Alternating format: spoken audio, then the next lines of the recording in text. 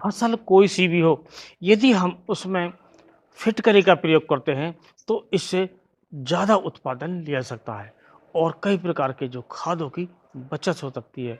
और ये फिटकरी के जो प्रयोग है, इसमें हमें कुछ सावधानी बरतनी चाहिए और इसका जो प्रयोग यदि सावधानीपूर्वक करेंगे तो हमें अपनी फसलों से ज़्यादा उत्पादन मिलेगा और जो उत्पादन मिलेगा वो रिकॉर्ड तोड़ होगा।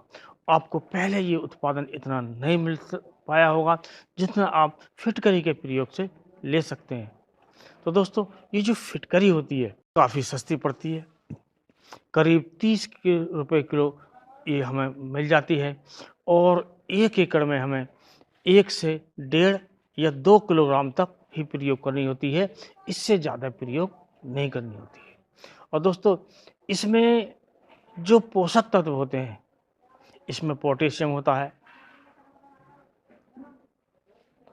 और इसमें एल्युमिनियम होता है और कई प्रकार के ऐसे पोषक तत्व हैं जो फिटकरी के प्रयोग से हमारी फसल को ज़्यादा मिलते हैं। तो ये जो फिटकरी है, इसका प्रयोग हमें अपनी फसल में अवश्य करना चाहिए, लेकिन सावधानीपूर्वक करनी चाहिए और ऐसी फसल में प्रयोग हमें करना चाहिए जिनका ज़मीन का जो पीएच मान है वो 6 से ऊपर है। यदि किसी ज़मीन का जो पीएच मान है वो 6 से नीचे है तो ये सावधानी होनी चाहिए कि हमें इसमें फिटकरी का प्रयोग नहीं करना चाहिए। और दोस्तों, ऐसे खेतों में भी हमें प्रयोग फिटकरी का नहीं करना चाहिए कि जो हमारी सिंचाई होती है या तो तालाबों द्वारा होती है या नदियों नहरों के पानी द्वारा होती है।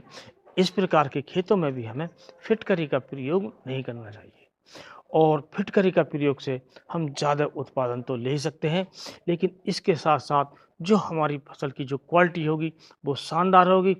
इसके साथ-साथ जो हम पोषक तत्व हमारी ज़मीन को हम देते हैं, उनकी भी कम आवश्यकता पड़ेगी। यानी कि जो खाद हैं, उनकी बचत होगी और हमारी जो फिटकरी है, हमें ज़्यादा उत्पादन देगी।